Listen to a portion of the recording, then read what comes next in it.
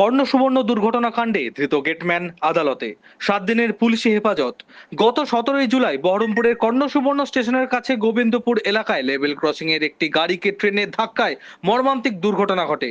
ওই ঘটনায় 4 জন খুদে স্কুল পড়ুয়া এবং এক পথচারী নিহত হন। ঘটনাটি ঘিরে ব্যাপক চাঞ্চল্যের সৃষ্টি হয়।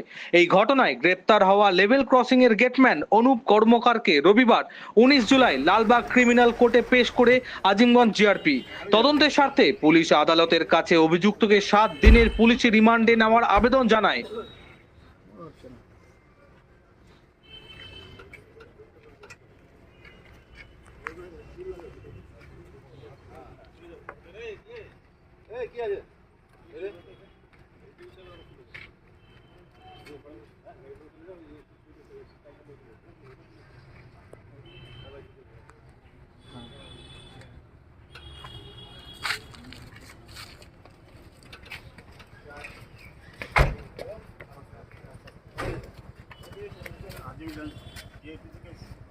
জিআরপি সূত্রে জানা যায়, জিআরপিএস কেস নম্বর 16/2026 17/7/2026 এর ভিত্তিতে ভারতীয় ন্যায় সংহিতা বিএনএস এর তত্ত্বাবধানে 198, 105, 117/2, 118/2 এবং 324 ধারায় অনুপ কর্মকারের বিরুদ্ধে মামলা রুজু হয়েছে।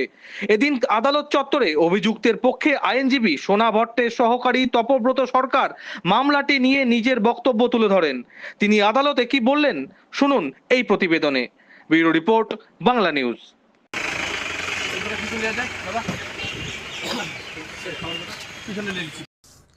গত 17/7/2026 তারিখে যে মুর্শিদাবাদ কর্ণসুবর্ণতে যে ভয়াবহ দুর্ঘটনা ঘটে, তার প্রেক্ষিতে আজকে গেটম্যানকে আমাদের লালবাগ ক্রিমিনাল কোর্টে নিয়ে আসা হয় এবং Azimganj GRPS case number 16/2026 dated হচ্ছে 17/7/26 আন্ডার সেকশন 198, 105, 117/2, 118/2, 324 বিএনএস ধারায় মামলা রুজু করা হয় এবং পুলিশ 7 দিনের পিসি চেয়ে পাঠায়।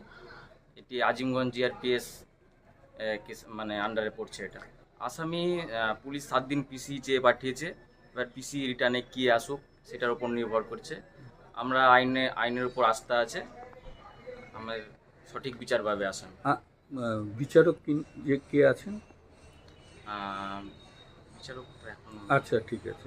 আপনার নাম? আমার নাম তপব্রত সরকার। তপব্রত সরকার। আমার সিনিয়র সোনা ভট্ট। সোনা ভট্ট সিনিয়র। সিনিয়র সোনা ভট্ট। এই ঘটনাটা হচ্ছে, আপনারা সকলেই জানেন যে গত 17 তারিখ কর্ণসুবর্ণ রেল স্টেশনের কাছাকাছি যে গোবিন্দপুর রেলগেট, সেই রেলগেটে গেটম্যানের নেগলিজেন্সির কারণে একটা টাটা সুমো ভর্তি বাচ্চা শিশুরা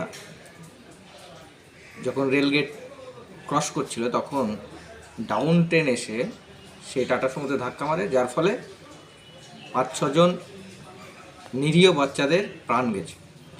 এই ঘটনার পরিপ্রেক্ষিতে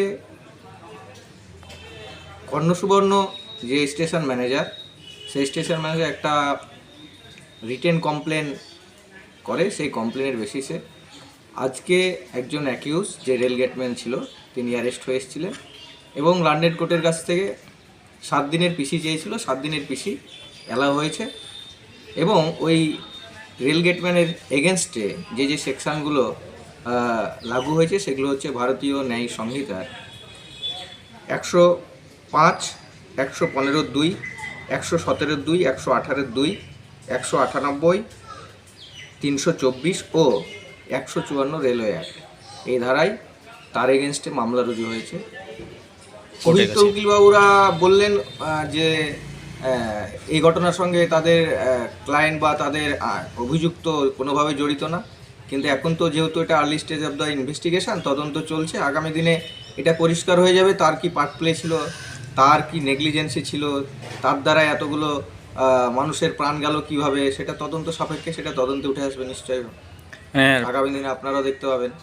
এটা অত্যন্ত প্যাথেটিক ঘটনা এবং এটা অত্যন্ত মর্মাহত ঘটনা। এই ঘটনায় তার কারণে আপাতত যা তদন্তে উঠে এসছে তার কারণে, তার নেগলিজেন্সির কারণে এবং তার জ্ঞান থাকা অবস্থায় তার ত্রুটির জন্যে এত বড় একটা মর্মান্তিক ঘটনা ঘটেছে। আমরা চাইছি যে অভিযুক্ত আইন অনুসারে অ্যাজ পার ল যে সেকশনগুলো ইনসার্ট হয়েছে তার তদন্ত হয়ে নিশ্চয়ই তার সাজা তিনি পাবেন। আপনার নাম? আমার নাম এমডি মঈনুল ইসলাম। আপনি সরকারি পক্ষের আইনজীবী। মোবাইল